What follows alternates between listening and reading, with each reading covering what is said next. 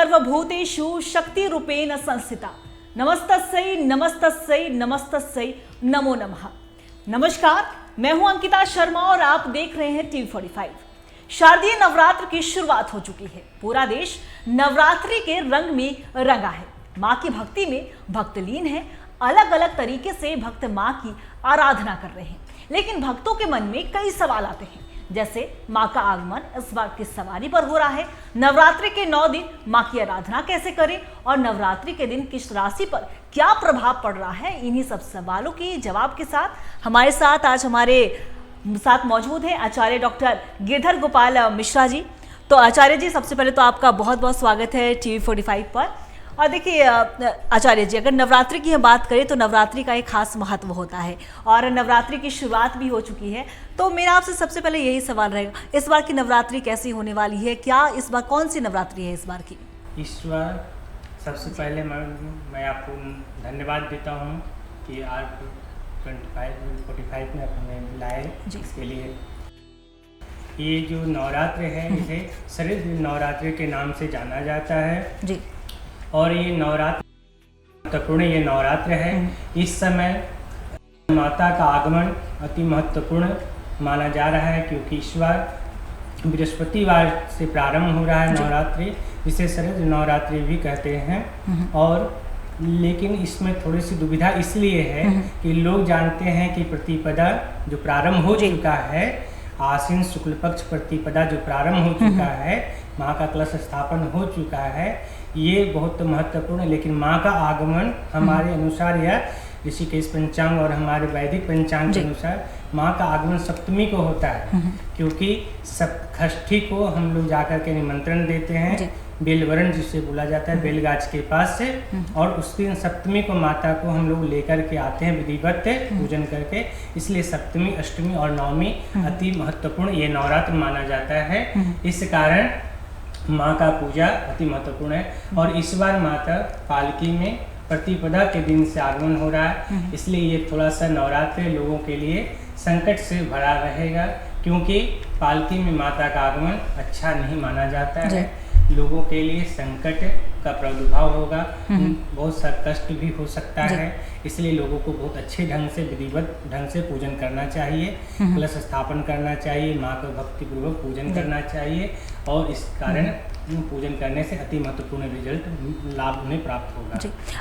आचार्य जी, आपने कहा कि माता का जो आगमन पालकी पर हो रहा है तो वो काफ़ी ज़्यादा संकट से भरा रहने वाला है। तो जाहिर सी बात है, भक्तों के मन में भी इस तरह के सवाल आ रहे होंगे कि अगर पालकी से माता आ रही है तो उनके लिए संकट लेकर आ रही है, उनको कष्ट हो सकता है। माता लेकिन ऐसा नहीं चाहती कि हमारे उनके जो भक्त हैं उनको कभी कष्ट हो। तो ऐसे में क्या देश और दुनिया पर इसका किस तरीके से प्रभाव पड़ने वाला है? इसका प्रभाव राजनीतिक के कारणों से सत्ता परिवर्तन होने की संभावना हो सकता है। राजनेताओं को कष्ट होगा। और हमारे मान लीजिए जिस प्रकार हमारे जिला के जो अधिकारी हैं, पदाधिकारी हैं, उनके ऊपर भी संकट आ सकता है। इस कारण सभी हमारा ये निवेदन है आपके माध्यम से, आपके चैनल के माध्यम से, कि सभी लोगों को नवरात्र में माता का आराधना अच्छे पूर्वक भक्ति पूर्वक के 9 दिन का ये जो आराधना है भक्तिपूर्वक करना चाहिए। जैसे प्रथम दिन जो माँ का पूजा होगा शैलपुत्री का, 9 दिन में 9 माता का पूजा होता है प्रारूप का। प्रथम दिन शैलपुत्री का पूजा होगा, विधिवत स्नान करके घट स्थापन कर चुके हैं। ये संध्या आरती, सुबह प्रातः आरती करने से दुर्गा सप्तशती का पाठ करना चाहिए।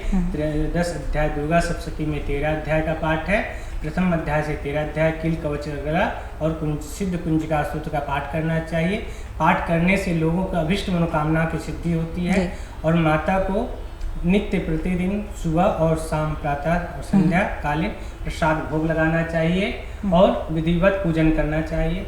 और माँ का सबसे अच्छा पूजा करने के बाद रुद्राक्ष की माला, स्फटिक का माला या कमलगट्टा की माला से उनके मंत्रों का जाप करना चाहिए। जैसे उनका वैदिक मंत्र है ओम ऐं ह्रीं क्लीं चामुंडाय विचे। ये वैदिक मंत्र अगर इस मंत्र से जाप करेंगे तो सभी की मनोकामना पूर्ण होगा। एक मंत्र। दूसरा मंत्र है सर्वा बाधा विनिर्मुक्तो धन धान्य सुतानिता मनुष्यो मत प्रसादेन भविष्यति न संशय। यह अगर मान लीजिए इसमें करने में कठिनाई है तो सबसे आसान और सुलभ मंत्र है सर्वमंगल मांगल्ये शिवे सर्वार्थ साधिके शरण्ये त्र्यंबके गौरी नारायणी नमोस्तुते। इस मंत्र से वह जाप करेंगे तो उनके निश्चित हर मनोकामना पूर्ण होगा, इसमें कोई संदेह नहीं है। देखिए निसंदेह तो बहुत सारी जो भक्त होते हैं वो बस माता की भक्ति में जब लीन होते हैं तो वो हमेशा यही भगवान से प्रार्थना, माता से यही प्रार्थना करते हैं कि उनके ऊपर जो भी दुख आए उसे माता दूर करे। और जब नवरात्रि की शुरुआत होती है तो जो भक्त जो नवरात्रि करते हैं उनके लिए काफ़ी ज़्यादा खास माना जाता है। तो देखिए अगर हम शैलपुत्री माता शैलपुत्री की ही बात कर ले, सफ़ेद रंग उन्हें काफ़ी ज़्यादा बेहद पसंद है और ऐसे ही जो 9 माताएं हैं उन्हें भी अलग अलग पसंद है। उसी हिसाब से कहा जाता है कि उसी तरीके से हर माता की पूजा की जाती है। और पंडित जी अगर हम फूलों की बात करें तो फूलों का भी एक विशेष महत्व माना जाता है नवरात्रि में। तो कौन सा ऐसा जो फूल है जो माता शैलपुत्री पर चलाना चाहिए और जो अन्य माताएं हैं उन पर चढ़ाना चाहिए? देखिए इस समय जो पुष्प का आप बात चर्चा कर रहे हैं, हर राशि के लिए अलग अलग लोग फूल अगर चढ़ाते हैं, माता को अर्पित करते हैं तो उनके लिए यह बहुत ही सफलतादायक होगा। जैसे मान लीजिए मेष राशि के जो जातक हैं वो लाल पुष्प अगर चढ़ाते हैं, जैसे उड़हुल का फूल चढ़ाते हैं या गुलाब का फूल चढ़ाते हैं तो उनके लिए लाभकारी होगा। और वृषभ राशि के लिए सफ़ेद पुष्प चढ़ाएंगे या सफ़ेद कमल का पुष्प चढ़ाएंगे, उनके लिए बहुत ही महत्वपूर्ण हो जाएगा। और वृषभ राशि के बाद मिथुन राशि के जो जातक हैं उनके लिए माता के लिए अपराजिता का पुष्प चढ़ाएंगे, यह ग्रीन कलर का पुष्प जो आता है वो फूल चढ़ाएंगे, उनके लिए बहुत अच्छा होगा। या नहीं तो कमलगट्टा का माला चढ़ाएंगे, कमल का फूल चढ़ाएंगे तो उनके लिए बहुत ही लाभकारी होगा।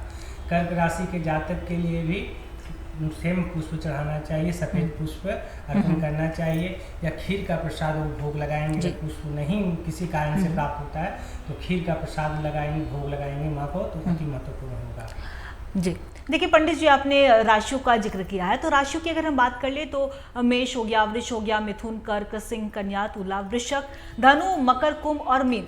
ऐसे में ये जो 12 राशियां हैं कहा जाता है कि राशि के हिसाब से बहुत ज़्यादा प्रभाव पड़ता है। मनुष्य अपने राशि का अगर मान लीजिए किसी दिन सोमवार को ये प्रभाव पड़ रहा है तो उस हिसाब से व्यक्ति अपने आप को तैयार करता है कि आज हमारे साथ अगर ये होने वाला है, हमारे राशि पर ये प्रभाव पड़ने वाला है तो हम उसी के अनुरूप जो है वो हम व्यवहार करेंगे। तो ऐसे में नवरात्रि में भी बताइए कि जो इन 12 राशि है उन 12 राशियों पे नवरात्रि को लेकर किस तरीके से प्रभाव पड़ने वाला है? क्या ज़्यादा संकट आने वाला है? क्या कुछ फर्क पड़ेगा, प्रभाव पड़ेगा? मकर राशि वालों जातकों के लिए ये समय थोड़ा संकट से भरा रहेगा क्योंकि मकर राशि के जातक पे शनि की साढ़े और गोचर का प्रभाव रहेगा, जिस कारण उनको बहुत ही अच्छे ढंग से मान लीजिए आज से प्रारंभ जो आराधना हो चुका है किसी कारण से वो नहीं कर पाए हैं तो उन्हें चाहिए कमलगट्टे के माला से 108 मंत्र का जप करना चाहिए। माँ का वैदिक मंत्र का जप करेंगे तो उनके लिए बहुत ही सुलभ और लाभदायक उनके लिए होगा। ठीक है। और बाकी सभी राशियों के लिए अच्छा प्रभाव पड़ेगा। जैसे सिंह राशि के लिए, वृषभ राशि के लिए बहुत ही अच्छे प्रभाव पड़ेंगे। उनके जीवन में कुछ नया होने जा रहा है, नवरात्र में ही उनको कुछ अच्छा मिलेगा रिजल्ट।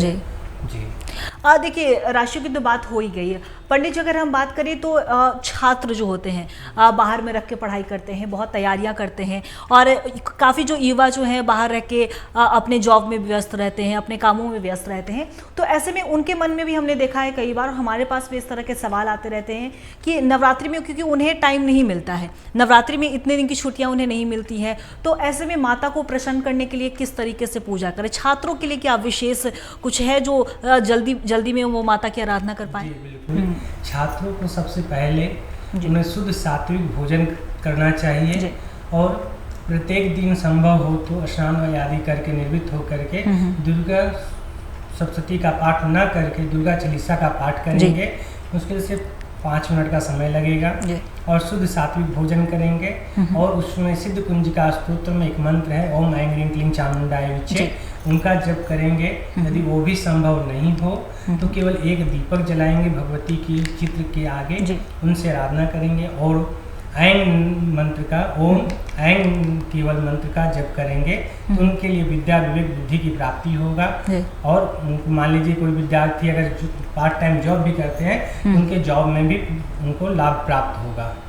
देखिए पंडित जी माता शैलपुत्री पहली जो माता होती है वो सबसे ज़्यादा शक्तिशाली भी मानी जाती हैं, तो ऐसे में उनको लेकर क्या कुछ और जो महत्व जो कहा जाता है कि माता शैलपुत्री को लेकर बहुत ज़्यादा कहा जाता है कि अगर आप शैलपुत्री माता की पूजा आराधना करते हैं तो आपके मन से जो जितनी भी नेगेटिव चीज़ें हैं, जो नकारात्मक सोच है, वो दूर होता है। तो ऐसे में आप लगातार वो पूजा भी कराते रहते होंगे, तो शैलपुत्री माता को लेकर खास तौर पर ऐसे भक्तों में क्या कुछ और जानकारी जो है वो होनी चाहिए कि किस तरीके से माता शैलपुत्री की वो पूजा अर्चना करें ताकि माता जो शैलपुत्री हैं वो उन पर प्रसन्न रहे और उन पर कामना बरसाती रहे। माता शैलपुत्री का पूजन के लिए जो आज प्रारंभ हो चुका है, उनके लिए सबसे प्रथम स्नान आदि करके घट स्थापन करके पूजन कर उन्हें अनार और घी का अगर भोग लगाते हैं तो माता प्रसन्न हो जाएगी। और कमल, सफ़ेद कमल का पुष्प या नीले रंग का या गुलाबी कलर का जो आता है कमल पुष्प, वो अर्पण करते हैं। कम से कम 1 पीस तो अवश्य उन्हें चढ़ाना चाहिए। और घी का प्रसाद भोग लगाते हैं और अनार का दानों का, तो माता अति शीघ्र प्रसन्न हो जाएगी और आपकी मनोकामना के लिए अभिष्ट फलदायक होगा। माता शैलपुत्री की तो बात हो गई पंडित जी, अगर हम माता शैलपुत्री के अलावा जो अन्य माताएं हैं, 8 माताएं हैं, उन्हें जो उनके बारे में क्या कुछ महत्व है वो भी थोड़ा हम चाहेंगे कि आप थोड़ा विस्तार से हमारे दर्शकों को बताइए। माता के 9 रूपों में अलग अलग दिनों पे प्रत्येक दिन अलग अलग प्रसाद भोग लगाने का और पूजन करने का विधान है। जो भी मान लीजिए जो भी कर्मकांडी किसी के यहाँ पूजा या सरस्वती का पाठ करते हैं, या जो व्यक्ति खुद भी पाठ करते हैं अपने घर में, स्वयं ही करते हैं, बहुत से लोग स्वयं करते हैं समय के अभाव के कारण, तो प्रत्येक दिन पहले प्रथम दिन खीर का, अनार का दानों का भोग लगाएं, घी का भोग लगाएं, नारियल का लगाएं, मलपुआ का भी भोग लगा सकते हैं और ये मखाना का भोग लगाएंगे, गुड़ से बने हुए सामग्री का भोग लगाएंगे। माता अति शीघ्र प्रसन्न होती है और लोगों को, अपने संतानों को, अपने पुत्रों को लाभ प्राप्त करने के लिए, उन्हें अभिष्ट फलदायक सिद्ध करने के लिए आशीर्वाद देते हैं। देखिए, माता को लेकर कहे तो कहा जाता है कि माता का आना उत्साह जैसा होता है। ये हम सभी भक्तजन जानते हैं। और माता को बुलाने के लिए, माता को प्रसन्न करने के लिए वो तरह तरह, आपने बिल्कुल सही कहा कि विधि विधान से पूजा अर्चना करना चाहिए। लेकिन अगर हम माता की विदाई को बात करें तो माता की विदाई कहीं ना कहीं सूनापन पैदा करता है, मायूस हो जाते हैं भक्तजन। तो ज्योतिष शास्त्र माता की विदाई को लेकर इस बार क्या कह रहा है? माता का विदाई तो थोड़ा अच्छा मतलब ये होगा, लेकिन आगमन और विदाई में बहुत ज़्यादा अंतर आ जाता है। जब आगमन हमारा अच्छा नहीं माना जाएगा ज्योतिष के आधार पे, तो विदाई थोड़ा सा कष्टप्रद होता है। क्योंकि कहीं भी आप देखेंगे, यदि किसी के यहाँ कोई बेटी या बहू जब आती है, जब वो ससुराल से मैके जाती है तो ससुराल में थोड़ा सुनापन हो जाता है, या मैके में थोड़ा सुनापन हो जाता है। उस कारण 8 दिन या 9 दिन जो हम लोग पूजा करते हैं, तो पूजा करने से भक्ति भाव उत्पन्न हो जाता है, और जो विदाई का समय आता है तो मन में थोड़ा सुनापन होता है। लेकिन अभिष्ट मतलब अगर विधि विधान से पूजा करेंगे तो मन में सुनापन नहीं होगा। जी, सभी आपके चैनल के माध्यम से हम आपको बताते हैं, लोगों को, हमारे राजनेता या अधिकारी जितने वर्ग के जो लोग हैं, सभी को चाहिए कि 9 दिन में माता के भक्ति भाव से अच्छे ढंग से विधिवत पूजन करने से सभी की मनोकामना पूर्ण होंगे। उनके भी राजनीतिक कैरियर अच्छा मतलब माना जाएगा, किसी को कष्ट नहीं होगा। देखिए, राजनीतिक करियर आपने बिल्कुल ये भी कहा है कि परिवर्तन हो सकता है, सत्ता परिवर्तन भी हो सकता है। देखिए, झारखंड की अगर हम बात कर ले पंडित जी, तो झारखंड विधानसभा चुनाव नज़दीक है। तो झारखंड के चुनाव के प्रति क्या लग रहा है इस बार का नवरात्रि के झारखंड की राजनीति के लिए कुछ प्रभाव? हाँ, झारखंड में इस बार माँ का आगमन और को देखते हुए राजनीतिक कैरियर में लोगों को बहुत ज़्यादा परिवर्तन हो जाएगा। क्योंकि उम्मीद है कि माँ का आगमन अगर अच्छे ढंग से विधिवत पूजन नहीं होगा, माँ संतुष्ट नहीं होगी, तो सत्ता परिवर्तन का योग बना रहेगा। देखिए, सत्ता परिवर्तन, आपने राजनीतिक अधिकारियों की बात कर ली, राजनीतिक नेताओं की बात कर ली। अगर आम जनों की, पूरे देश भर की बात कर ले तो इस बार देश भर में कई बार ऐसे आते हैं कि कुछ संकट आने वाला है। लेकिन नवरात्रि को लेकर कहा जाता है कि जब माता अगर देश में आ रही है और देश भर में एक नवरात्रि की, पंडित जी अगर बात करें आचार्य जी, तो नवरात्रि को लेकर एक अलग मन में उत्साह होता है। बच्चे से लेके बूढ़े से लेके सभी लोग बस उत्साह के साथ माता में लीन हो जाते हैं, माता की भक्ति में लीन हो जाते हैं। आपने राजनीतिक लोगों की बात कर ली, अधिकारियों की बात कर ली, पूरे देश भर की बात करें, क्या देश में किसी भी तरह का कोई संकट आएगा तो क्या नवरात्रि में उसका प्रभाव पड़ सकता है? नवरात्रि को देखते हुए नवरात्रि के कारण थोड़ा सा अगर अच्छे ढंग से पूजन या लोगों के मन में उत्साह तो ठीक है, अच्छी बात है, उत्साह सभी के मन में होता है, हमारे मन में भी उत्साह है। लेकिन क्या है कि कुछ राजनीतिक के दल के लोग केवल अपना कल्याण चाहते हैं, यह स्पष्ट है। जनमानस के कल्याण के लिए कार्य केवल बोलते हैं, करते नहीं। अगर वो करके दिखाएंगे तो सत्ता परिवर्तन का योग जो है वो कम होगा, और सत्ता परिवर्तन में उनके जन्म कुंडली का भी प्रभाव पड़ता है। क्योंकि मान लीजिए किसी के कुंडली में बृहस्पति की महादशा है, बृहस्पति का अंतर्दशा चल रहा है, तो सत्ता परिवर्तन होकर के भी उनको सत्ता मिलेगा किसी न किसी कारण से। तो इस कारण उनकी कुंडली का ज्ञान होना चाहिए कि कौन सा कुंडली में उनका कौन सा ग्रह गोचर में परिवर्तन हो रहा है। इसलिए कभी कभी मान लीजिए कि राहु की अंतर्दशा हो तो राजनीतिक करियर से उनका संन्यास हो जाता है इस कारण से। और झारखंड में उम्मीद है कि सत्ता परिवर्तन का योग बना हुआ है। मतलब ये कह सकते हैं कि हमारे पास जो आचार्य ज्योतिष शास्त्र जो कह रहे हैं हमारे कि झारखंड विधानसभा चुनाव इस बार रोमांचक होने वाला है। मतलब रोमांचक भी होगा और इसमें बहुत से मतलब समस्याएं उत्पन्न भी होगी। कितने लोगों के करियर पे दाव लगेगा, और कुछ लोग ऐसे भी हैं जो संन्यास भी ले सकते हैं जी। तो राजनीतिक करियर पे इस पे आएगा चर्चा, आने वाला है। देखिए पंडित जी, मेरा आपसे एक और सवाल रहेगा। अगर हमने छात्रों की तो बात कर ली, राशियों की बात कर ली, तो कई बार ऐसा हमने देखा है कि जब नवरात्रि आता है ना तो लोग भागम भाग में रहते हैं, या तो कभी पंडाल नहीं जा पाते हैं, माता के दर्शन नहीं कर पाते। तो जो माता के जो 9 रूप हैं, तो 9 रूपों की एक अलग ही विशेष महत्व होता है। आपने शैलपुत्री माता के बारे में बताया कि उन्हें सफ़ेद रंग पसंद है, उन्हें इस तरीके से पूजा अर्चना करें। जो ब्रह्मपुत्री माता हो गई, तो ऐसे में जो लगातार माताओं का दिन आता रहेगा, तो ऐसे में भक्तजन उन तरीके से किस तरीके से छोटे कह सकते हैं कि कम समय में किस तरीके से वो पूजा करके फट से अपने काम पे भी जा सके। आपने वो बातें बताई, लेकिन क्योंकि आपने मंत्र का भी जिक्र किया, एक मंत्र आपने बताया, तो और कोई ऐसे मंत्र हैं जो इन्हें वो सुनाकर माता के सामने वो बस हाथ जोड़कर उस मंत्र को जाप कर सकते हैं? जी, प्रातःकालीन स्नान आदि से निवृत्त होकर स्वच्छ वस्त्र धारण कर केवल एक दीपक, एक पुष्प, लाल अड़हुल का फूल लेकर के और बेलपत्र, एक पीस बेलपत्र लेके माता को अर्पण करना चाहिए। अर्पण करने के बाद उन्हें केवल दुर्गा चालीसा का पाठ कर लेंगे। यह सर्वा बाधा विमुक्तो मंत्र का जाप करके केवल एक बार प्रणाम करके दीपक जला करके पाठ कर लेंगे और वो अपने कार्यों में चले जाएंगे। और संध्या कालीन आकर के माँ का आरती कर लेंगे तो भी माँ प्रसन्न हो जाएगी। और माँ कभी नहीं चाहती है कि अपने पुत्र को कोई कष्ट हम दें, इस कारण उन्हें लाभ प्राप्त होगा जी। किसी तरह का कोई जिज्ञासा मन में उनको गलत विचार नहीं करना चाहिए। नवरात्रि में सात्विक भोजन करना चाहिए और किसी तरह का मन में कोई गलत विचार ना आए तो ज़्यादा लाभ होगा उन्हें।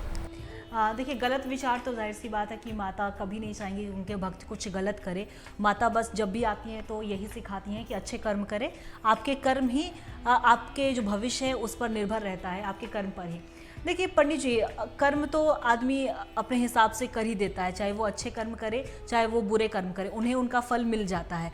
तो नवरात्रि में अगर मान लीजिए कि किसी ने कुछ बुरा किया हो, किसी को अपना कुछ लग रहा हो कि नहीं ये शायद हमें नहीं करना चाहिए था, तो नवरात्रि में वो क्या करे? क्योंकि नवरात्रि में कहा जाता है कि सारे पाप धुल जाते हैं अगर माता की सच्ची मन से अगर पूजा अर्चना की जाए तो।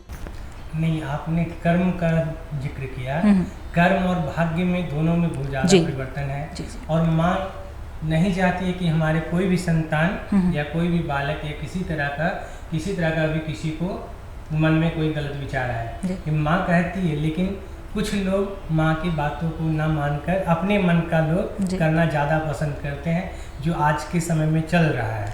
इसलिए उन लोगों से ये निवेदन है कि आप शुद्ध सात्विक भोजन कीजिए, घर में हो, पंडाल में हो, किसी भी देवी स्थान पर जाकर माँ से केवल अपने लिए, अपने परिवार के लिए सुख शांति और सौभाग्य का आशीर्वाद केवल हाथ जोड़ करके प्रार्थना करके ये कर सकते हैं जी। आपने भाग्य की बात की। देखिए, क्या होता है कि नवरात्रि में बहुत तो कहते हैं कि हमारी किस्मत अच्छी हो जाए, तो उस किस्मत की अगर बात कर ले तो आपने राजनीतिक की तो बात कर ली, अगर हम स्पोर्ट्स से भी रिलेटेड बात करें तो क्या लग रहा है, कुछ इस पर भी प्रभाव पड़ेगा? इस बार नवरात्रि के संपूर्ण भारत पे इसका प्रभाव पड़ेगा मैडम जी, क्योंकि ये जो शरद नवरात्रि प्रारंभ हो चुका है, इसमें प्रारंभ होने के कारण सभी लोगों को चाहिए कि अपने कार्यों को समय से कार्य को करते हुए समय निकाल के माँ के 9 दिनों में भक्तिमय हो जाना चाहिए। और अपने भाग्य को तब साथ देगा जब हम कर्म अच्छे करेंगे, किसी के प्रति कोई नकारात्मक विचार नहीं लाएंगे, तो आपका भाग्य भी अच्छा होगा और कर्म भी आपका अच्छा होगा, तो इसमें आपको रिजल्ट पॉजिटिव आएगा। अगर हम बात करें तो नवरात्रि में आप एक लास्ट हमारे दर्शकों को एक उचित उपाय बता दीजिए कि देश दुनिया पे अगर प्रभाव पड़ रहा है और आपके जीवन पे भी अगर प्रभाव पड़ने वाला है तो उस प्रभाव को कैसे कम किया जा सके, सिर्फ नवरात्रि के दिन ही नहीं, अगर नवरात्रि के बाद भी अगर आप चाह रहे हैं कि आप पे फिर भी प्रभाव रहे तो उसको कम करने का कुछ उपाय। हाँ, कम करने का उपाय ये है, अच्छे सुयोग ब्राह्मण पढ़े लिखे विद्वान ब्राह्मणों के द्वारा दुर्गा सप्तशती का पाठ करवाएं, दुर्गा सप्तशती का चंडी पाठ करवाएं। राजनीति से जितने लोग जुड़े हुए हैं उन्हें चाहिए कि माता का आराधना करना चाहिए, दुर्गा सप्तशती का या दुर्गा सप्तशती का सहस्त्र चंडी पाठ करवाना चाहिए, तो और विधिवत पूर्णाहुति यदि यज्ञ करना चाहिए, उनसे उनके राजनीतिक करियर में भी उन्हें लाभ प्राप्त होगा। और जो जनमानस में है, साधारण जो लोग हैं, यह मध्यम वर्ग के जो लोग हैं, वो अपने घरों में अखंड ज्योति प्रारंभ करें। अखंड ज्योति से करने से बहुत लाभ होता है। 9 दिनों तक अखंड ज्योति प्रारंभ करें और भक्तिमय होकर सुबह शाम आरती करें, माता के भजन को करें, तो अपना समय भक्तिमय जीवन से बिताएंगे। यह जो माता के मंत्र हमने पहले आपको बताए, उनके द्वारा वैदिक मंत्र, यह जो मंत्र है तांत्रिक मंत्र, दुर्गा सप्तशती के सभी मंत्र सिद्ध मंत्र हैं। कोई भी एक मंत्र उठा करके वहाँ से जप करेंगे, उनके मनोकामना पूर्ण होंगे। यह दुर्गा जी का, दुर्गा सप्तशती में 32 नाम है दुर्गा जी का, वो करेंगे, या 108 नामों का पाठ करेंगे।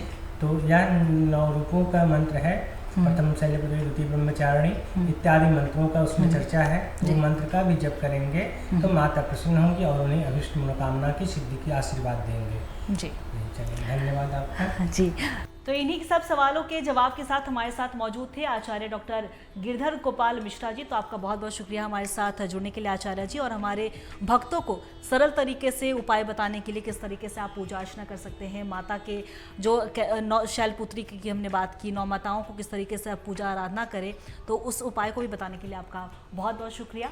और ऐसे में हम भी चाहेंगे, T45 की पूरी टीम भी आपको चाहेगी कि आपके ऊपर माता का आशीर्वाद ऐसा ही बना रहे और माता की भक्ति में आप ऐसे ही लीन रहे। तब तक के लिए नवरात्रि की हार्दिक शुभकामनाएं। मुझे दीजिए इजाजत, नमस्कार।